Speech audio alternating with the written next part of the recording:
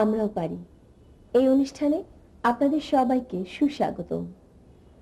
প্রতিবন্ধী কোনো প্রতিবন্ধকতা নয়, আত্মপ্রত্যয়ী মানুষেরা সকল প্রতিবন্ধকতা কাটিয়ে নিজের পায়ে দাঁড়াতে জানে, শক্ত হাতে লাঙল ধরতে জানে, শক্ত হাতে সমস্ত কাজ করতে জানে। আমরা সেই প্রত্যয় নিয়ে, সেই প্রত্যয়ী মানুষদেরকে নিয়ে আজ আপনাদের সামনে হাজির হয়েছি, যেটা সমন্বিত শিক্ষাদান পদ্ধতি। এই প্রসঙ্গে সরকারের উদ্যোগের সাথে সাথে আমরা সার্থক এবং সফলভাবে কার্যক্রম শুরু করেছি। দীর্ঘ 6 বছর থেকে 7 বছর হলো, কেন এখানে অনেক ছাত্রছাত্রী আছে এলাকায় যারা কেউ বা বুদ্ধি প্রতিবন্ধী, কেউ বা শারীরিক প্রতিবন্ধী, বিভিন্নভাবে তারা এই প্রতিষ্ঠান থেকে শিক্ষা নিয়ে যাচ্ছে। শারীরিক প্রতিবন্ধী মানুষদের জন্য ফিজিওথেরাপি একটি খুবই গুরুত্বপূর্ণ চিকিৎসা পদ্ধতি। আমরা জানতে পেরেছি এই চিকিৎসা পদ্ধতি প্রয়োগ করার ফলে রোগের প্রকারভেদে প্রায় 50 ভাগ থেকে 75 ভাগ সুস্থতা অর্জন করতে পারে শারীরিক প্রতিবন্ধী মানুষেরা।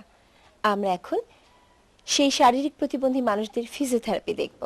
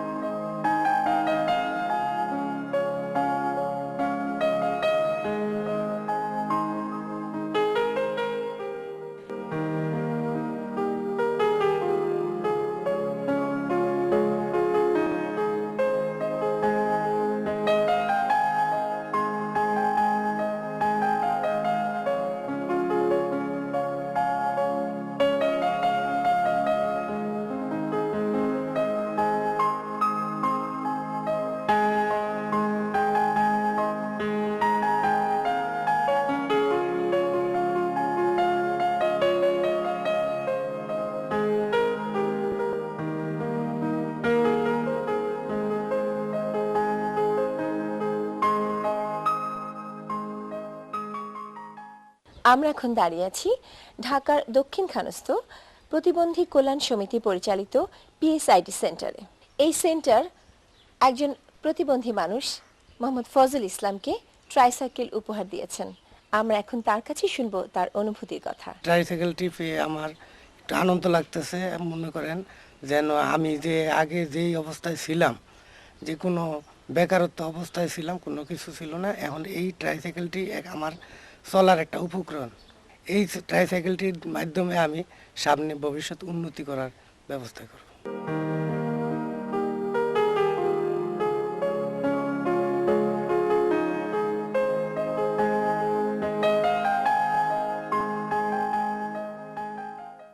আমরা এখন কথা বলবো ঢাকার দক্ষিণখানের পিএসআইডি সেন্টারের সমন্বয়কারী মোহাম্মদ ইসমাইল হোসেনের সঙ্গে। বাংলাদেশ প্রতিবন্ধী কল্যাণ সমিতি বিপিকেএস পিএসআইডি সেন্টারের মাধ্যমে পিএসআইডি অ্যাপ্রোচকে বাস্তবায়ন করার জন্য গত জানুয়ারি 2005 সাল থেকে অদ্যাবধি পর্যন্ত দক্ষিণখান এবং উত্তরখান ইউনিয়নের তৃণমূল পর্যায়ে প্রতিবন্ধী ব্যক্তিদের উন্নয়নে কার্যক্রম পরিচালনা করে আসছে। কার্যক্রমের মধ্যে আমাদের 2টা ইউনিয়নে 18টি ওয়ার্ডে 18টি প্রতিবন্ধী ব্যক্তিদের তৃণমূল সংগঠন আছে। বর্তমানে আমাদের 18টি সংগঠনের 282 জন নিয়মিত প্রতিবন্ধী সদস্য আছেন। আমাদের কার্যক্রমের মধ্যেই যে বিপিকেএস কার্যক্রম শুরু করতে গিয়ে প্রথমে এলাকাভিত্তিক সার্ভে করে সেখানে প্রতিবন্ধীদেরকে একত্রিত করে, প্রত্যেকটা ওয়ার্ড পর্যায়ে প্রতিবন্ধী ব্যক্তিদেরকে একত্রিত করে সেখানে তাদের একটা নিজস্ব সংগঠন অর্থাৎ জিডিপিউডি আমরা যেটাকে বলি, যে grassroot disable people organisation to development, উন্নয়নের প্রতিবন্ধী ব্যক্তিদের তৃণমূল সংগঠন তৈরি করে ওই সংগঠনের মাধ্যমে প্রতিবন্ধী ব্যক্তিদেরকে তাদের উন্নয়নের জন্য, তাদেরকে বিভিন্ন প্রশিক্ষণ, তাদেরকে দক্ষ করার জন্য, তারপরে তাদের নেতৃত্ব বিকাশের জন্য তাদেরকে 12টি প্রশিক্ষণ প্রদান করা হয়। প্রশিক্ষণগুলোর মধ্যে যে স্ব-আস্থা জাগরণ, প্রতিবন্ধিতা বিষয়ক ধারণা, নেতৃত্ব বিকাশ সহ তাদের যে সংগঠনগুলো আছে সংগঠনগুলো পরিচালনা করার জন্য মোট 12টি প্রশিক্ষণ তাদেরকে প্রদান করা হয়। তো নারী প্রতিবন্ধীদেরকে নেতৃত্বে আনার জন্য বা তাদেরকে ঘর থেকে বের করে তাদেরকে উন্নয়নে মূল স্রোতধারায় সম্পৃক্ত করার জন্য আমাদের এখানে একটা নারী কমিটি আছে, এবং এই নারী কমিটি এলাকার যে সমস্ত নারী প্রতিবন্ধীরা আছে তাদের পক্ষে তারা কাজ করতেছে।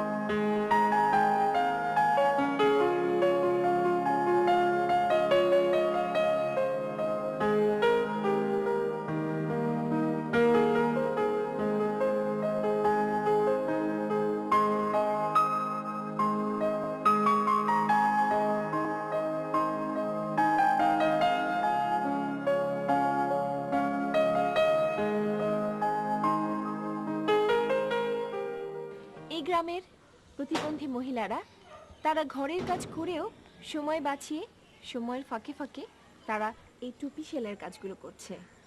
এই টুপি সেলাইয়ের কাজগুলো এত চমৎকার, এত নিখুঁত যে অসাধারণ মনে হচ্ছে। এই টুপিগুলো আমাদের দেশের চাহিদা মিটিয়েও বিদেশে রপ্তানি হচ্ছে।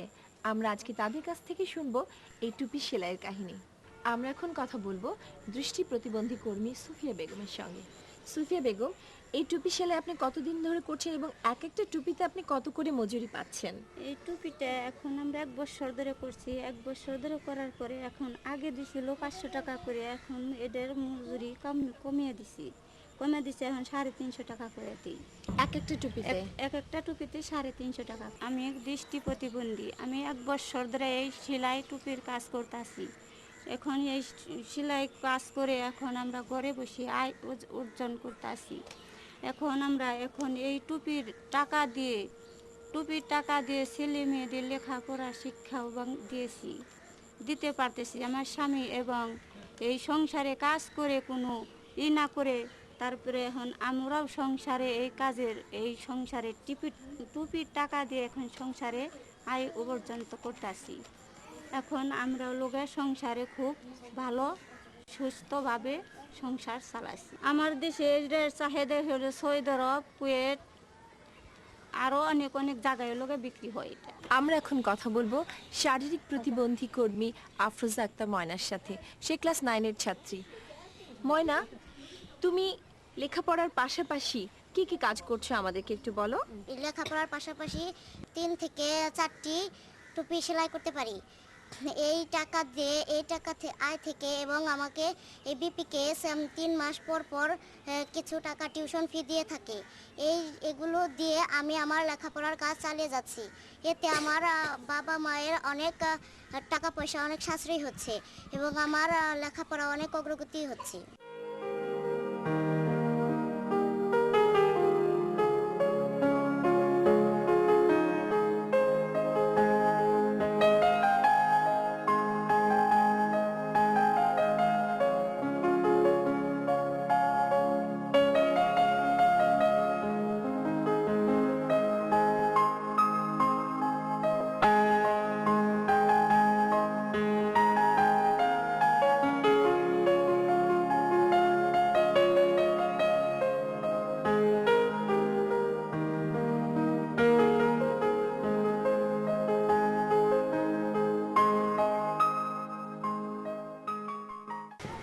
মোসাম্মদ আসমা আক্তার শারীরিক প্রতিবন্ধী, তারপরও সে লেখাপড়া করছে এবং লেখাপড়ার পাশাপাশি সে পাটজাত দ্রব্য দিয়ে হস্তশিল্পের কাজ করছে।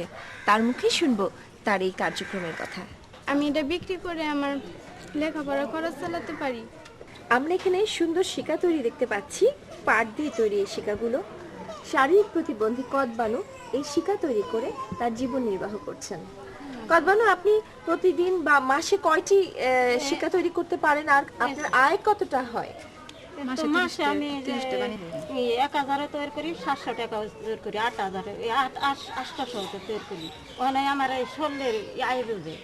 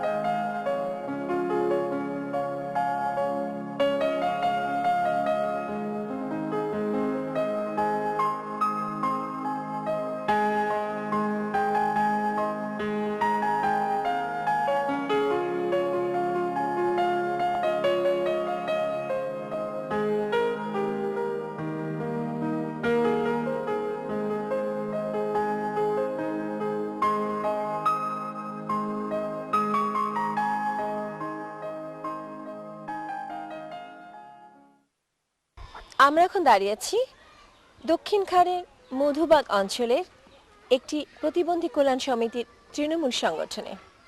এখানে প্রতিবন্ধী মানুষেরা নিজেদেরকে কিভাবে সংগঠিত করেছে, নিজেদের দাবি আদায়ের লক্ষ্যে, নিজেদের কর্মচঞ্চল জীবনটাকে এগিয়ে নেওয়ার লক্ষ্যে জানবো আমরা এখানকার প্রতিবন্ধী মানুষদের কাছে। তেমনই একজন শারীরিক প্রতিবন্ধী সানজিদা আক্তার। যে আমি যে এখন শারীরিক প্রতিবন্ধী তা আমি জানতাম না, এই সংগঠনের মাধ্যমে জেনেছি। আর এখানে এসে অনেক সুযোগ সুবিধা পেয়েছি।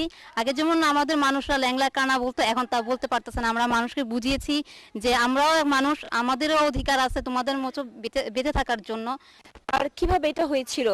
ওর বয়স যখন 16 মাস তখন খিঁচুনি হয়েছে। এখানে আইসা সবাই আমরা প্রতিবন্ধী একাত্ম হয়েছি, এটা আনন্দের ব্যাপার। দ্বিতীয়, এখানে আমাদের সবাই একসাথে হয়ে এখানে উলচার দিছে। আমরা এখন কথা বলবো উন্নয়নের তৃণমূল প্রতিবন্ধীদের সংগঠনের চেয়ারম্যান মোহাম্মদ আবুল হোসেনের সঙ্গে। তো আমি একজন প্রতিবন্ধী, তাদের জন্য আরো যদি কিছু করতে পারি তাহলে আমি নিজেকে ধন্য বলে মনে করব। আমি প্রতিবন্ধীদেরকে নিয়ে সংগঠন তৈরি করে এবং তাদেরকে উন্নয়নের জন্য বিভিন্ন পথ অবলম্বন করব এবং বিভিন্নভাবে যাতে সামাজিকভাবে লেখাপড়া করতে পারে, তারা আরও 10 জন ভালো মানুষের সাথে চলাফেরা করতে পারে, স্কুলে তাদের অবস্থান এবং শিক্ষায় শিক্ষিত হয়ে বিভিন্ন ইয়ের মাঝে চাকরি করতে পারে। সেই জন্য আমি তাদের গার্জিয়ানদেরকে বলা হয়েছে, গার্জিয়ানরা উদ্বুদ্ধ হয়ে এই সমস্ত প্রতিবন্ধীদেরকে এই সংগঠনে ভর্তি করছে এবং সমাজে প্রতিষ্ঠিত হতে পারবে। তখন তারা মোটামুটি চিন্তা ভাবনা করে আমাকে বললো যে ঠিক আছে, আপনি যদি বলেন তাহলে আমরা তাদেরকে ভর্তি করব। সে একজন স্কুল ছাত্রী, কিন্তু সে শারীরিক প্রতিবন্ধী। তার শারীরিক প্রতিবন্ধকতাকে জয় করে সে লেখাপড়া করছে। শুধু তাই নয়, লেখাপড়ার পাশাপাশি সে নিজে আয় রোজগার করতে শিখেছে।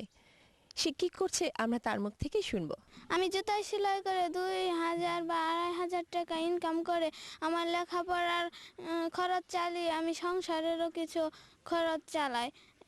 আমার যারা শারীরিক প্রতিবন্ধী তারা যেন ঘরে বসে না থেকে তারা যেন আমার মতো কিছু করে, তাদের কিছু করে যেন টাকা উপার্জন করে, যেন তারা লেখাপড়া করে এবং সংসারে কিছু আয় উন্নতি করার জন্য কাজ করে।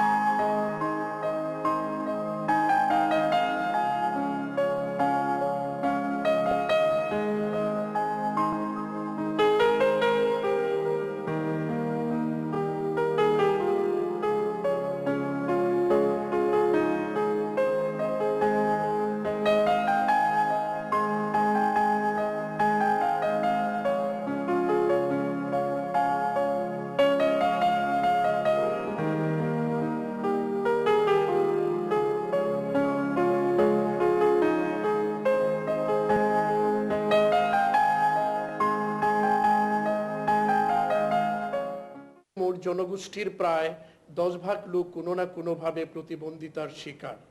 এই সকল প্রতিবন্ধী মানুষেরা সকল প্রকার নাগরিক সুবিধা থেকে বঞ্চিত।